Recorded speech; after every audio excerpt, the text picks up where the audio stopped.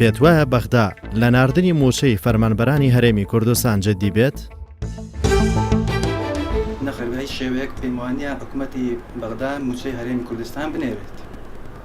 لەبەرەوەی ئەگەر قسەیەکیش بێت ڕەنگە ڕێکلامێک بێت بۆ هەڵبژاردن یان منافەسێک بێت لە بینی خۆی و ماڵێتی. باوەڕم بە سەرۆکوەزیرانی عێراق عەبادی هەیە کە مەعاش بنێرێ، بەڵام دەگەڕێتەوە سەر هەردوو لە چ حکوومەتی هەرێمی کوردستان چ حکوومەتی بەغدا هەردوو کۆبنەوە لەسەر ئەو موچەیە ڕێ بکەون. نطلب من الحكومة العراقية تدقيق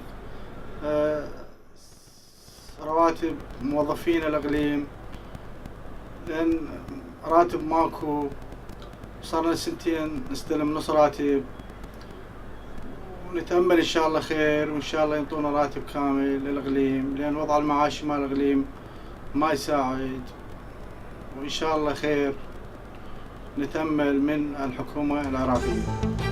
پێم وانییە حکوومەتەکەی عەبادی موچەی سەرجەم فەرمانبەرانی هەرێمی کوردستان بنێری، لەبەرەوەی ئینسان لە ژیاندا جارێک سیقە لە دەست دەدات و حکوومەتەکەی عەبادی ئەو دوو موچەی هەردوو وەزارەتەی ناردیە مەرامێکی پێ هەیە و پێ ناچیت ئەو موچەی سەرجەم فەرمانبەرانی هەرێمی کوردستان دابین بکەن.